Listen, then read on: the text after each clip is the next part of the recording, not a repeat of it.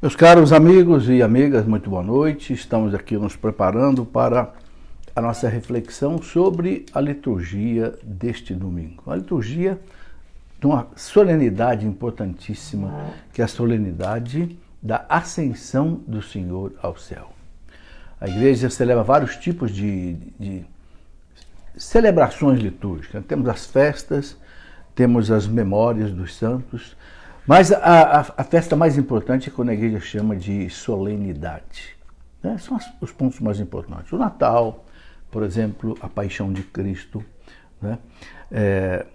A ressurreição do Senhor e hoje a sua ascensão ao céu. Ok? Então vamos nos preparando para essa reflexão, pedindo ao Senhor a sua graça e a sua bênção, sobretudo hoje, em que nós queremos colher o fruto, né, da ascensão do Senhor ao céu. Em nome do Pai, e do Filho, e do Espírito Santo. Amém.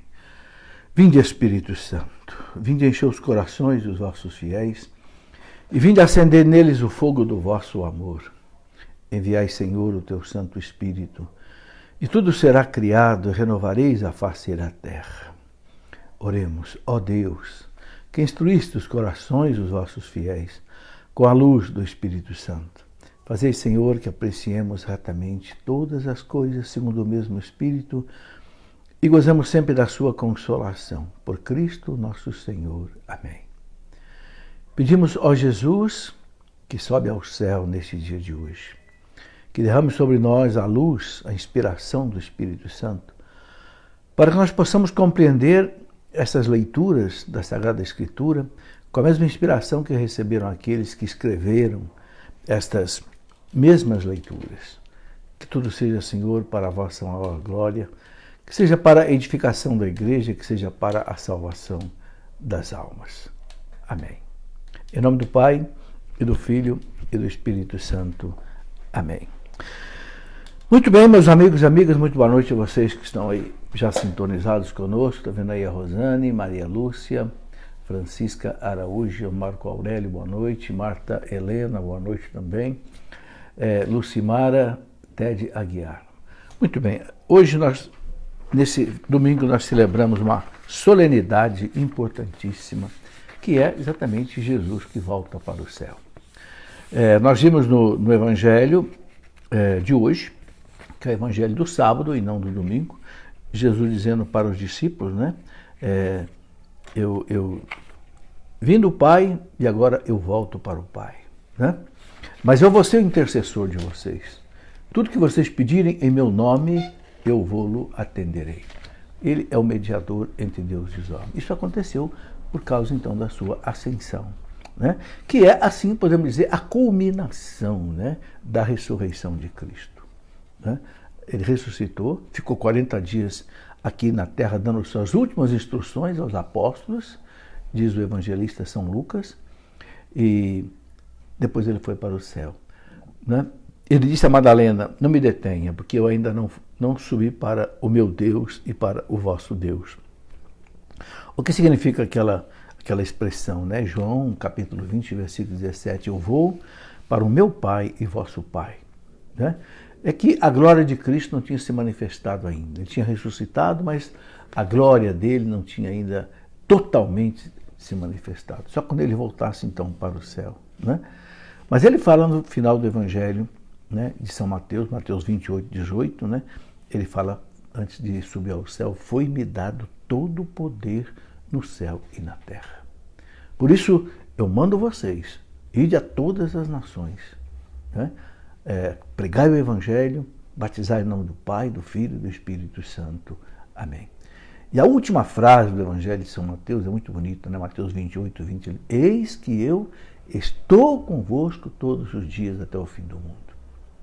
Isto mostra que a subida de Jesus para o céu não nos abandonou. Muito pelo contrário. A ida de Jesus para o céu tornou sua presença muito mais marcante, muito mais eficaz. Por quê? Porque agora é uma presença de Jesus fora do tempo e fora do espaço.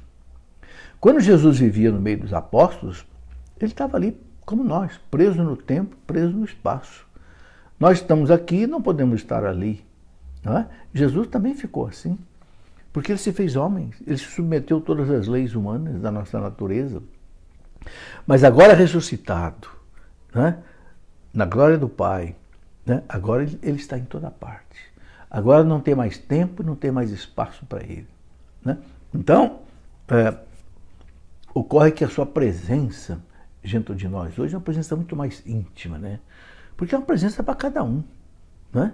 Quando ele estava lá em Jerusalém, quem não estivesse em Jerusalém, ou na Samaria, ou na Judéia, não podia vê-lo, não podia estar com ele. Agora não podemos estar com ele.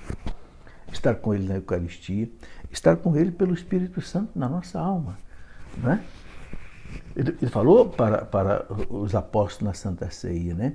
Quando vier o Paráclito, o Espírito da Verdade, né? Ensinará todas as coisas a vocês. Se me amais, guardai os meus mandamentos, o Pai o amará. Viremos a ele e faremos nele a nossa morada. João 14, 23. Que bonito, né? Se me amais, guardareis os meus mandamentos, o Pai o amará. Viremos a ele e faremos nele a nossa morada. Tudo isso porque Jesus ressuscitou, porque Jesus subiu para o céu. E agora o Espírito Santo é que realiza todas essas coisas. E uma coisa importante de entender é onde está o Espírito Santo, está o Pai, está o Filho. Por quê? Porque Deus é inseparável.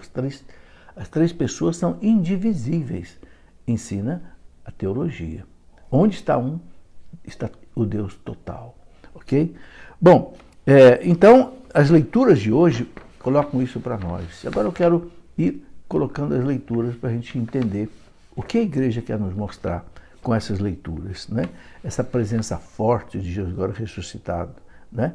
É muito bonito que cada evangelista narrou de um jeito, né, essa ascensão. Mateus colocou de um jeito, Marcos colocou, né, que Jesus disse, depois que enviou os apóstolos, em meu nome, né? Vocês vão em meu nome, a mim foi dado todo o poder do céu e da terra. Né? Vocês podem, no meu nome, expulsarão demônios, falarão línguas novas.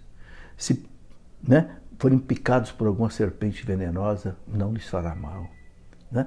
Ele mostra o poder dele agora ressuscitado, triunfante. Né? E os apóstolos viveram isso nos Atos dos Apóstolos. Nos Atos dos Apóstolos a gente vê Pedro, Paulo ressuscitando mortos, expulsando demônios. Paulo foi picado na ilha de Malta, quando ele sofreu aquele naufrágio, indo para Roma, na ilha de Malta. Paulo foi picado por uma cobra venenosa. Os nativos achavam que ele ia morrer porque ele estava sendo castigado por Deus, porque para eles era um castigo de Deus. Não aconteceu nada com Paulo. Então a gente vê que os Atos dos Apóstolos confirmam todas as palavras que Jesus colocou. Né? E é interessante que Jesus fala também para eles na Santa Ceia, né?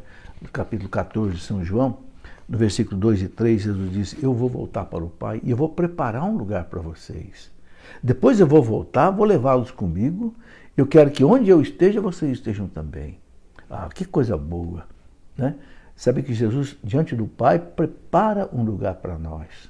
O que é esse prepara um lugar para nós? Intercede por nós diante do Pai, pelo perdão dos nossos pecados, para que nós tenhamos, né, o mérito de ir para Deus. Então virá nos buscar, né? Na hora da morte virá nos buscar.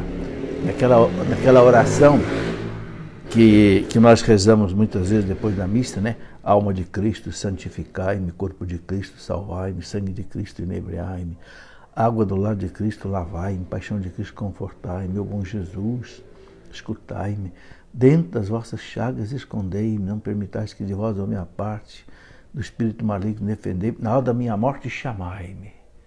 Na hora da minha morte chamai-me, mandai-me eu ir para vós, para que com os vossos santos eu vos louve e bendiga por todos os séculos dos séculos. Amém. Então, ele vai nos levar com ele de novo. Se nós amarmos Jesus, amarmos a Deus, lutarmos para viver como Jesus mandou a gente viver, nós vamos ir para ele. É isso que a festa da Ascensão hoje quer colocar para nós. Então, a primeira leitura dos Atos dos Apóstolos, capítulo 1, versículo de 1 até 11, é uma leitura conjugada com o Evangelho.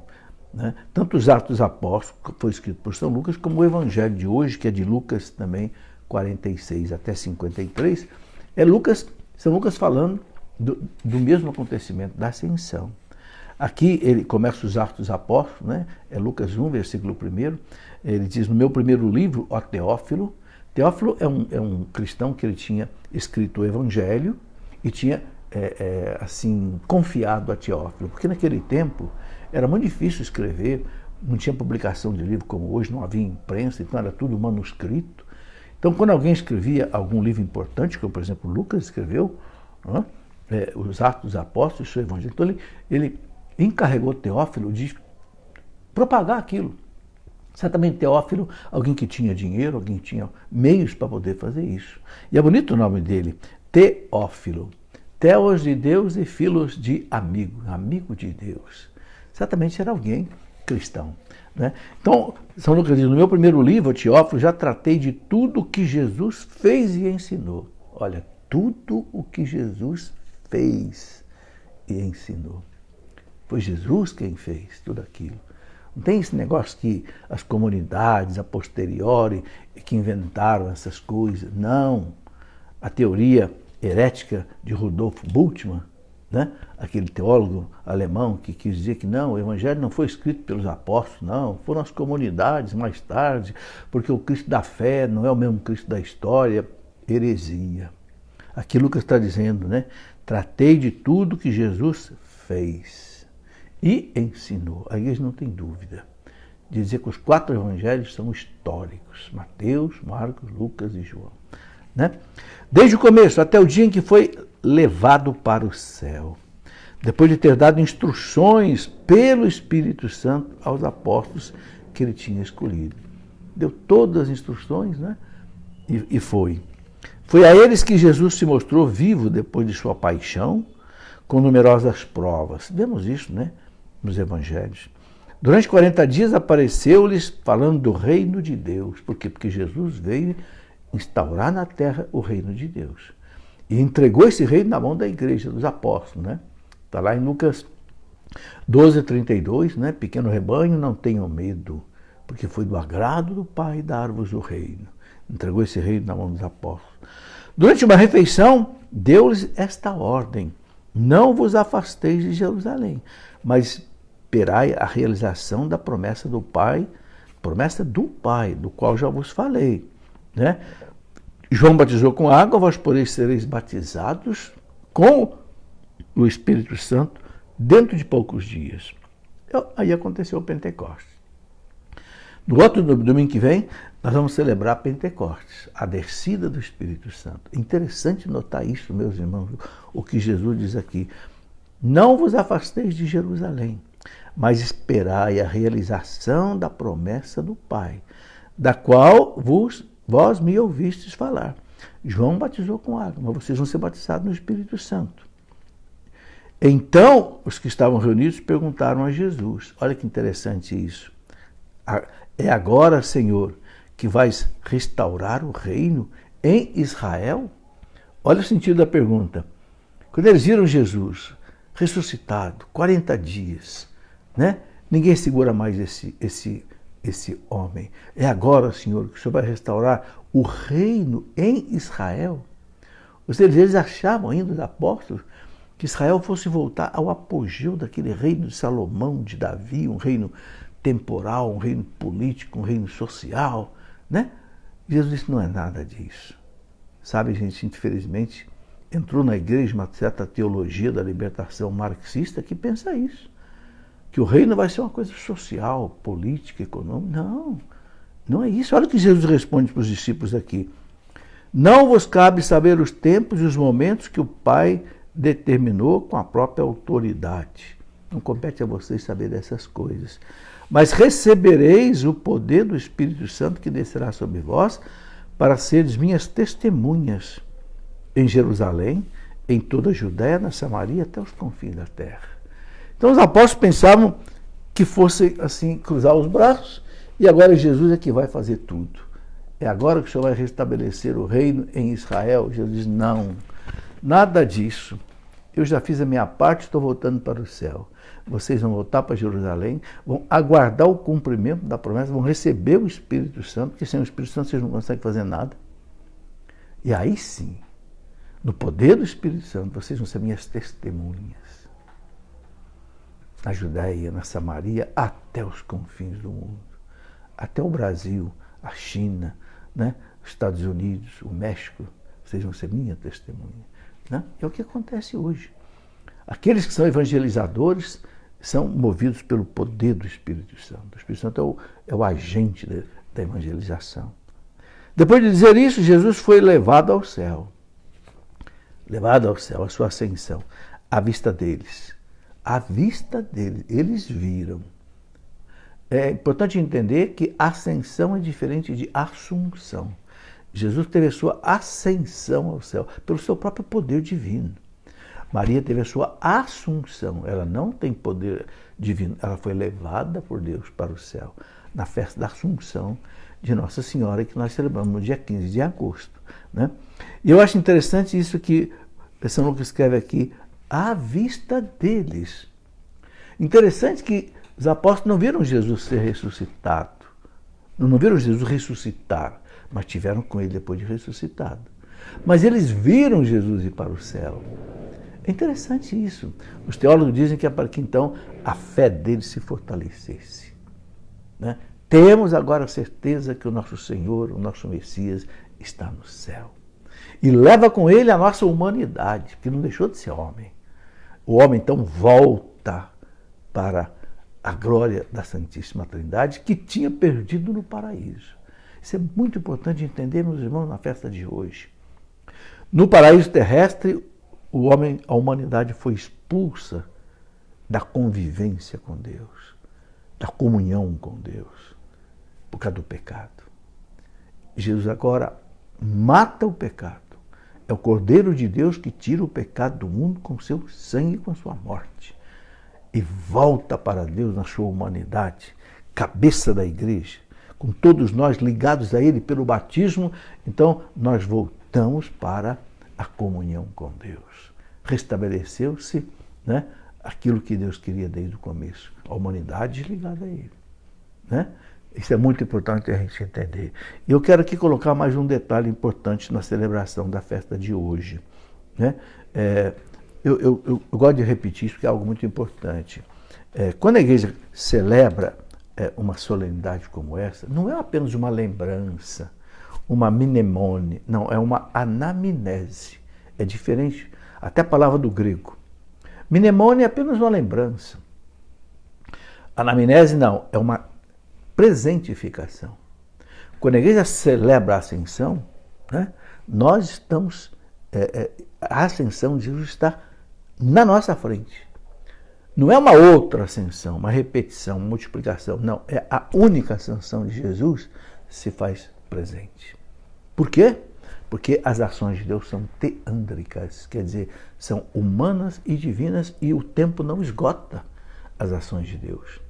As nossas ações, o tempo esgota, vai para o passado e ninguém recupera mais. Mas as ações de Deus não. Por quê? Porque o tempo não manda em Deus. O tempo manda em nós. Mas Deus é o Senhor do tempo. Deus é o Criador do tempo. Até os físicos dizem que o tempo começou a existir no Big Bang. Antes não existia tempo. Entende? Então, quando a igreja celebra uma solenidade, o fato se torna presente. Vivo. E aí, por quê? Aí nós usufruímos das suas graças. É como se você estivesse ali com os apóstolos, vendo Jesus subir para o céu e dizendo para os apóstolos, né, eu vou voltar. Né? Eles ficaram assim tão extasiados de ver Jesus que ficaram assim até meio distraídos ali, né? Ou em êxtase, né? De tal modo que foi preciso o anjo dizer para eles, né? Por que vocês estão olhando para o céu aí, né? Para o Senhor que se foi? Ele vai voltar. Ele vai voltar, fiquem tranquilos. Então continua aqui a leitura dos Atos dos Apóstolos, né? Porque Jesus manda os discípulos irem para o mundo inteiro no poder, na ação do Espírito Santo. Né? Depois de dizer isso, foi levado ao céu à vista deles, uma nuvem o encobriu. A nuvem, sempre na Bíblia, o que a nuvem significa? A presença de Deus. Aquela nuvem que caminhava com o povo no deserto, né? em direção à terra prometida. A nuvem, aquela nuvem que cobriu os apóstolos lá no Monte Tabor, é a presença de Deus. Então, uma nuvem o encobriu, ou seja, ele entrou na glória de Deus, né? De forma que seus olhos não mais podiam vê-lo. Desapareceu. Os apóstolos continuavam olhando para o céu enquanto Jesus subia. Apareceram então 2 homens vestidos de branco, anjos, né? Que lhes disseram: homens da Galileia, por que ficais aqui parados olhando para o céu? Né? Esse Jesus que vos foi levado para o céu virá do mesmo modo como vistes partir para o céu. Por isso que os evangelhos dizem que Jesus virá nas nuvens, né? Essas nuvens não é só essas nuvens materiais que a gente vê, virá na glória de Deus, né? Para julgar os vivos e os mortos e dar a cada um conforme, né, o bem ou mal que tiver praticado. É a parousia, a segunda vinda de Cristo, que ninguém sabe como é. Aqui nos Atos dos Apóstolos mesmo, Jesus diz: não compete a vós saber os tempos e momentos que o Pai fixou no seu nome. Ninguém sabe quando será, mas será, né? Não sabemos, e a igreja não quer que se faça conjectura sobre isso, porque todos aqueles que marcaram o dia da vinda de Cristo erraram e enganaram muita gente, né? Teve muita gente, não, vai voltar no ano 2000, vai voltar no dia tal. Ixi, quanta gente errou. E o ruim é que confunde os outros, né? Desde lá do montanismo, lá do 2º século, Montano, né, se afastou lá para uma região, dizendo que o Cristo já ia voltar lá no 2º século, né? E acabou enganando muita gente. Bom, a beleza do Salmo responsorial, o Salmo 46, é porque dá glória ao Senhor ressuscitado. Basta ler o Salmo que a gente entende, né? Você sabe que o Salmo, ele liga a primeira leitura com o Evangelho, né? Então o salmista diz: batei palmas, povos todos, o Senhor subiu ao toque da trombeta, né? É um estilo apocalíptico, né? Povos todos do universo, batei palmas, criai a Deus aclamações de alegria, porque sublime é o Senhor, o Deus Altíssimo, o soberano que domina toda a terra. É o poder de Deus que se manifesta, né, na sua ida para o céu. Por entre aclamações, Deus se elevou. O Senhor subiu ao toque da trombeta. Salmodiai ao nosso Deus ao som da harpa. Isso é bonito. Salmodiai ao Senhor ao som da harpa. Salmodiai quer dizer, salmo quer dizer louvor, né? Louvai ao Senhor, esse Senhor bendito, que veio aqui na terra, cumpriu essa missão, uma missão tão dolorosa. Nasceu numa manjedoura, né? Pobrezinho, pregou o Evangelho, estabeleceu o reino de Deus, foi perseguido, foi massacrado, foi crucificado sob Pôncio Pilatos, mas ressuscitou, né? Subiu ao céu, desceu aos infernos, desceu à mansão dos mortos, né? Levou a salvação àqueles que tinham morrido antes dele, fez tudo de maneira perfeita, né? Depois ressuscitou, viveu 40 dias com os apóstolos ensinando as coisas de Deus, depois subiu para o céu e está lá à direita do Pai e vai voltar. E diz o nosso credo, né? E o seu reino não terá fim. Que bonito. Por isso o salmista diz: louvai esse Senhor, salmodiai ao nosso Deus, ao som da harpa, salmodiai ao som da harpa ao nosso Rei, salmodiai ao som do violão, salmodiai ao som do teclado, salmodiai ao som do órgão, do piano, né? Salmodiai o nosso Deus. Porque Deus é o grande Rei de toda a terra, ao som da harpa acompanhai os seus louvores. Deus reina sobre todas as nações, está sentado no seu trono glorioso. Cristo voltou para a glória, né, de onde ele veio, né, sem abandoná-la, agora ele volta. Mas ele volta, que coisa bonita, carregando com ele a humanidade. Porque, meus irmãos, é importante entender, somos membros de Cristo. Por isso que São Paulo fala na carta aos Colossenses, né, capítulo 3, no versículo 1, São Paulo fala: se ressuscitastes com Cristo, buscai as coisas do alto, onde Cristo está sentado à direita do Pai. Ele está lá, já levou a gente com ele, né? É só passar esse tempo que nós temos que viver aqui na Terra. Bom, depois, a carta aos Efésios, São Paulo mostra a esperança, então, que nós devemos ter de nós também irmos viver essa glória com Cristo. Né? São Paulo diz, irmãos, Efésios 1, 17 até 23, a segunda leitura. Irmãos, o Deus de nosso Senhor Jesus Cristo, o Pai a quem pertence a glória, o Pai a quem pertence a glória, vos deu um espírito de sabedoria. Que espírito de sabedoria é esse que São Paulo quer que o Pai nos dê? E vou-lo revela e faça verdadeiramente conhecer, que Ele abra o vosso coração à sua luz, para que saibais, aqui está, qual a esperança que o seu chamamento vos dá. Qual a esperança que o seu chamamento nos dá? Uma vida com Deus em toda a eternidade. Né? Qual a riqueza da glória que está na vossa herança com os santos? A riqueza da glória que está na vossa herança com os santos. Os santos já gozam dessa glória. Né? E que imenso poder ele exerceu em favor de nós, que cremos, de acordo com a sua ação e força onipotente. Né? Ele manifestou sua força em Cristo quando o ressuscitou dos mortos e o fez sentar-se à direita, né? Nos céus. É impressionante como os apóstolos São Pedro, São João, repetem isso. Cristo está sentado à direita do Pai. E sentar à direita, é claro, isso é simbólico. No céu não tem cadeira.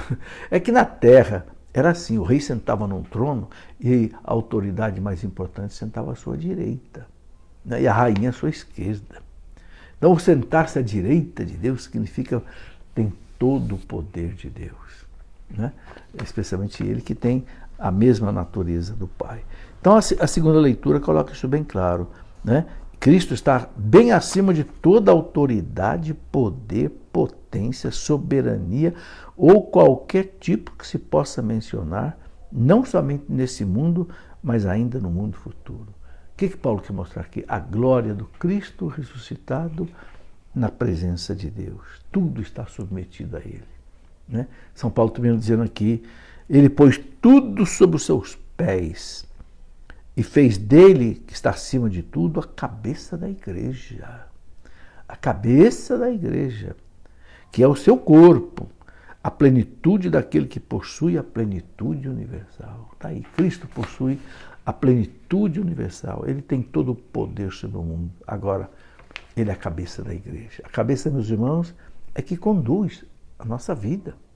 Quando a pessoa fica com a cabeça prejudicada, um acidente vasculocerebral, para tudo. Paralisa o corpo. A pessoa às vezes fica em cadeira de roda. Cristo é a cabeça da igreja e São Paulo fala, né, que é o seu corpo. Isso é uma realidade muito importante. Bom, mas vamos aqui rapidamente para o Evangelho. O Evangelho, São Lucas, capítulo 24, versículo 46 até 53. São Lucas coloca o seguinte: naquele tempo disse Jesus aos seus discípulos, né?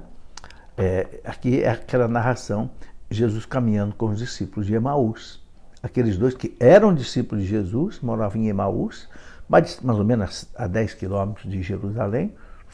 E Jesus fala para eles, assim está escrito, o Cristo sofrerá e ressuscitará dos mortos ao terceiro dia. No seu nome serão anunciados a conversão e o perdão dos pecados, né? Para todas as nações. Começando por Jerusalém, né? Vós sereis testemunhas de tudo isto. Eu enviarei sobre vós aquele que meu Pai prometeu. Veja que já no Evangelho de São Lucas, né? Jesus fala no capítulo 24, que é o último capítulo do Evangelho de São Lucas, finalzinho do Evangelho, né? Ele fala bem claro, eu enviarei sobre vós aquele que meu Pai prometeu. Ou seja, quando eu chegar no céu, eu vou mandar o Espírito Santo que o Pai prometeu. Então veja, meus irmãos, que a vinda do Espírito Santo é uma promessa do Pai, que Jesus realiza. Ok? Por quê? Realiza com a sua glória. Jesus falou para os apóstolos da Santa Ceia, é bom para vocês que eu vá, porque se eu não for, o Paráclito não virá a vocês. Porque o Paráclito é o primeiro fruto, o dom do Espírito Santo é o primeiro fruto da ressurreição e da ascensão de Jesus ao céu. Ele volta volta para Deus, carregando com ele a humanidade, como cabeça da igreja. Agora ele vai receber do Pai o Espírito Santo como cabeça da igreja e vai derramar sobre o seu corpo, que é a igreja, o Espírito Santo. Entendeu? Por isso Jesus fala, eu tenho que voltar para o Pai e levar a igreja comigo. Aí lá eu vou receber o Espírito Santo. É aquilo que São Pedro, no dia dos Atos dos Apóstolos, nós vamos ver isso domingo que vem, São Pedro fala, né, quando começaram a ver os apóstolos ali em Jerusalém, orando em línguas, glorificando a Deus, alguns disseram, nossa, já está todo mundo bêbado, né? Tomaram vinho novo logo 9 horas da manhã. Pedro disse, não tem ninguém aqui embriagado com vinho, não, nós estamos embriagados com o Espírito Santo. Né? É Jesus que, glorificado à direita do Pai, derrama o Espírito Santo sobre nós. Pedro fala nos Atos dos Apóstolos, capítulo 2. Né? Então Jesus diz, eu enviarei sobre vós aquele que meu Pai prometeu. Veja que na conversa que Jesus teve com os discípulos, na Santa Ceia, que a igreja colocou para nós durante 2 semanas, quem acompanha a explicação do Evangelho que eu faço de manhã, desde a semana passada, já há 14 dias, a igreja vem colocando um pedacinho daquela conversa de Jesus com os discípulos.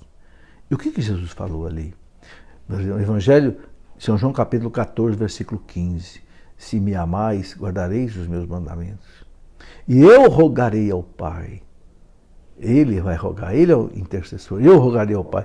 E ele vos enviará o Espírito da verdade, que o mundo não pode receber, porque não o conhece, mas vós o recebereis, porque permanece em vós e está em vós. Jesus falava do Espírito Santo. Né? Depois ele fala, o Espírito Santo, né, que o Pai enviará em meu nome, ensinar-vos-á todas as coisas e vai relembrar vocês tudo que eu disse.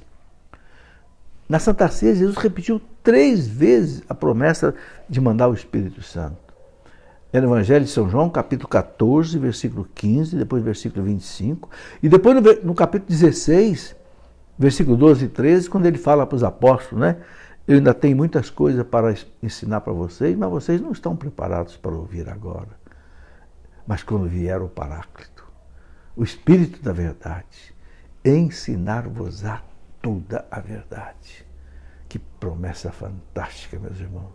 E agora ele cumpre essa promessa, né? Ele diz aqui, né? Eu enviarei sobre vós aquele que meu Pai prometeu. Por isso, permanecei na cidade, até que sejais revestidos da força do alto. Meus irmãos, se nós quisermos trabalhar para Jesus, nós temos que fazer o que os apóstolos fizeram. Permanecei na cidade, até que sejais revestidos da força do alto. Esse permanecer na cidade, eu vejo aí como reze, peça o Espírito Santo, se purifique, seja batizado no Espírito Santo. O que é preciso para ser batizado no Espírito Santo? É simples. Primeira coisa, você querer fazer a vontade de Deus. Eu quero ser batizado para eu evangelizar, para eu ser testemunho de Jesus. A segunda coisa, eu tenho que limpar o coração. Eu tenho que deixar o pecado. Por quê? Porque o Espírito Santo não habita num coração cheio de pecado. Eu me lembro que Monsenhor Jonas Abib, lá 40, 50 anos atrás, quando começou os encontros da renovação carismática católica, as experiências de oração, o seminário de vida no Espírito, me lembro muito bem, na década de 70 ainda, 74, 75, Monsenhor Jonas dizia assim, né?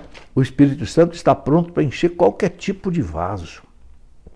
Ele enche um vaso simples de plástico, né? Ele enche um vaso simples de vidro, ele enche um vaso bonito de cristal, ele enche um vaso de ferro, ele enche um vaso de... Só tem um vaso que o Espírito Santo não enche, é o vaso que estiver sujo. Sujo pelo pecado, esse ele não enche, porque o Espírito é santo, é Deus. Então, meus irmãos, é preciso, para ser renovado no Espírito Santo, para experimentar a força que os apóstolos experimentaram e que muita gente hoje está experimentando. de modo especial nos grupos de oração, nos seminários de vida do Espírito, que o Papa Francisco recomendou aos párocos que façam. O Papa Francisco esses dias disse, né, que ele, quando surgiu a renovação carismática lá na Argentina, ele não gostava, ele achava uma coisa muito estranha. Vocês parecem uma escola de samba, todo mundo aí canta. Mas depois que eu comecei a ver os frutos de salvação, de conversão, eu disse, é uma graça de Deus. É uma grande graça de Deus. O Papa Francisco disse aos padres, aos párocos, façam nas suas paróquias seminário de vida no Espírito. É uma ordem do Papa. Será que os padres estão fazendo seminário de vida no Espírito? Sim, o Papa pediu. Ou será que é para a gente falar bem do Papa só quando o Papa fala coisas bonitas?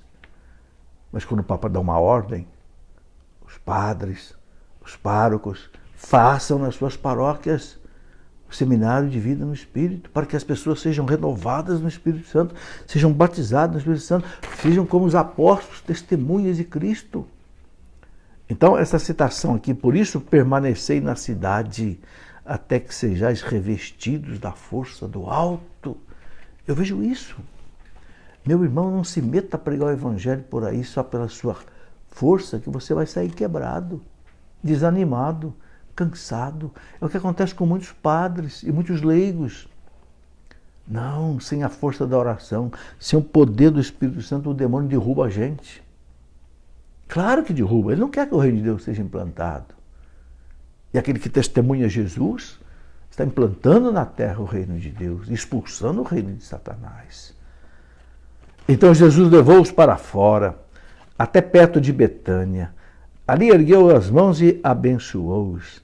Enquanto os abençoava, afastou-se deles e foi levado para o céu. Eles o adoraram. Em seguida voltaram para Jerusalém com grande alegria. Estavam sempre no templo bendizendo a Deus. Que coisa bonita, né? Voltaram para Jerusalém com grande alegria e aí depois então vem o Espírito Santo 10 dias depois. Engraçado, eles ficaram ali 9 dias, né? É uma novena, né? Nós estamos na novena do Espírito Santo, né? Hoje é o segundo dia da novena. Então, tá aí, vamos fazer a novena para a gente chegar aí no dia de Pentecostes, né? Então, meus irmãos, o Espírito Santo veio, né? Uma coisa que eu gostaria de colocar aqui é o seguinte, né? A festa da Ascensão, para nós concluirmos essa nossa reflexão aqui de hoje, a festa da Ascensão é a festa da esperança do céu, né? São Paulo fala na carta aos Filipenses 3:20, São Paulo fala assim, nós, porém, somos cidadãos do céu. Nós não somos cidadãos da terra. Nós estamos aqui de passagem. Você sabe o que significa a palavra paróquia? Paróquia significa exílio. A terra é um exílio. Não é a nossa pátria. Nós somos expulsos da pátria verdadeira. Nós somos exilados. Sim. Quando você reza a Salve Rainha, você fala isso. Degredados filhos de Eva. Quem é degredado? É que foi expulso da sua pátria. A terra é um degredo, é um exílio. São Paulo fala, nós, porém, somos cidadãos do céu. Ele fala assim, é de lá que ansiosamente esperamos o Salvador, o Senhor Jesus Cristo, que transformará esse nosso mísero corpo, esse corpo que adoece, né? Tornando-o semelhante ao seu corpo glorioso. Essa é a esperança do cristão, meu irmão. A esperança do cristão não é a terra. A esperança do cristão é o céu. Por isso que Deus fez até um céu bonito. Nesses dias de inverno, você olha para o céu, está estrelado, né? O nosso sonho, meus irmãos, tem que ser do tamanho desse céu estrelado. Tem que ser o céu. A terra é pequena para nós.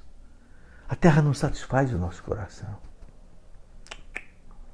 Você pode dar ao homem todo o prazer do mundo, ele ainda vai estar insatisfeito. Você pode dar ao homem toda a glória do mundo, ele ainda vai estar insatisfeito. Você pode dar ao homem todo o dinheiro do mundo, ele vai continuar insatisfeito. Não é isso que a gente vê na vida pública aí? Gente que rouba, não se satisfaz de roubar 1 milhão, não. Quer roubar 2 milhões, 10 milhões, 20 milhões. Quer o poder. Briga, todo mundo briga por causa do poder. O poder, a autoimagem, né? E o prazer. Quer o dinheiro para ter prazer. E não se satisfaz. Acaba muitas vezes na cadeia. Ou acaba muitas vezes no cemitério. Ou acaba muitas vezes, né, numa vida frustrada. Não. São Paulo fala, não. Nós, porém, somos cidadãos do céu. A ascensão do Senhor ao céu nos lembra isso. Somos cidadãos do céu. É de lá que nós esperamos, de São Paulo, né, o Salvador, o Senhor Jesus Cristo, que transformará o nosso mísero corpo, né, como o seu corpo glorioso. Né? Que coisa bonita, que coisa boa, né, a gente saber disso. E eu quero lembrar que ainda o que fala a carta aos Hebreus. A carta aos Hebreus, no capítulo 13, versículo 14, a carta aos Hebreus diz assim: não temos aqui cidade permanente, não, mas andamos em busca da futura. Guarda essa passagem, Hebreus 13, 14. Não temos aqui cidade definitiva, mas andamos em busca da futura. Meu irmão, não imponha a sua esperança nessa vida. Nós temos que trabalhar, temos que construir o reino de Deus aqui nesse mundo. Né? A terra também será transformada, diz o catecismo da igreja, lá no parágrafo 1047. A terra não vai sumir, não. Né? O mundo vai ser transformado, diz a igreja. Então tem sentido nós trabalharmos, construir aqui o reino de Deus, mas com o pé caminhando aqui na terra, mas o coração preso em Deus. O coração preso no céu. Né? Tá aí essa reflexão que eu queria deixar para hoje, nessa festa bonita da Ascensão.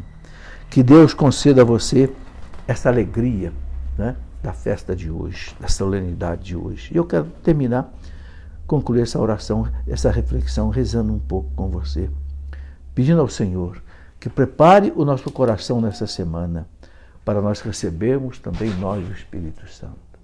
Que nós sejamos batizados no Espírito Santo, que não é um novo batismo, não.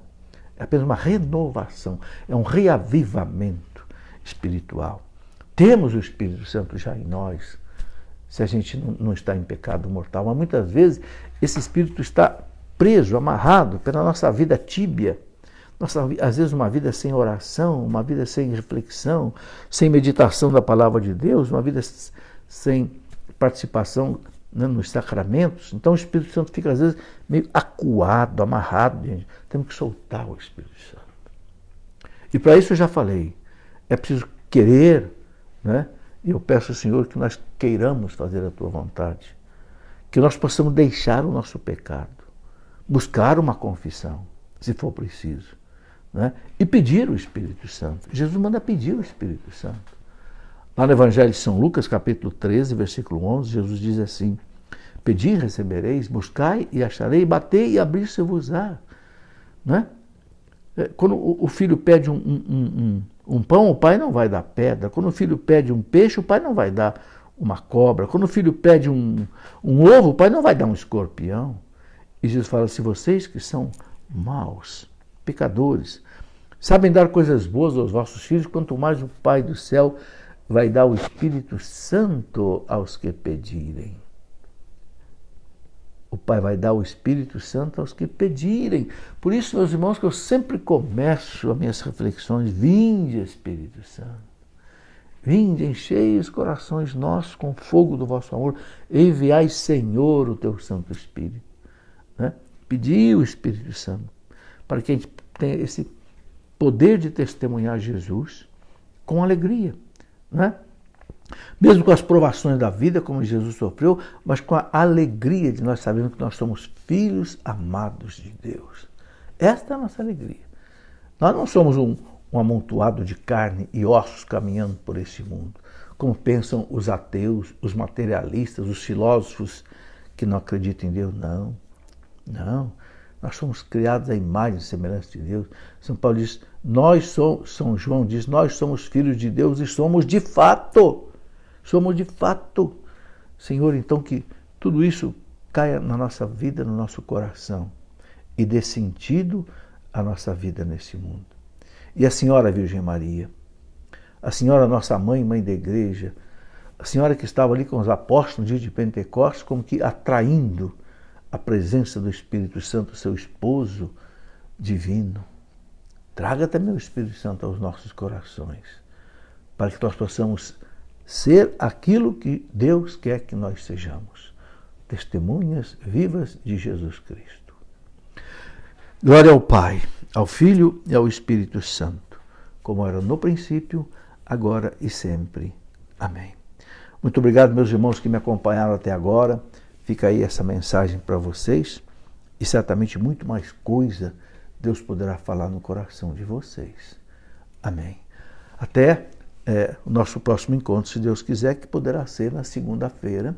Toda segunda-feira, às 7h30 da noite, ou 8 horas, eu faço uma live só respondendo perguntas. Tá? Então, se você quiser mandar pelo nosso Facebook, né? Professor Felipe Aquino, sua pergunta, segunda-feira nós vamos, né, ter aí essa nossa live novamente. Muito obrigado.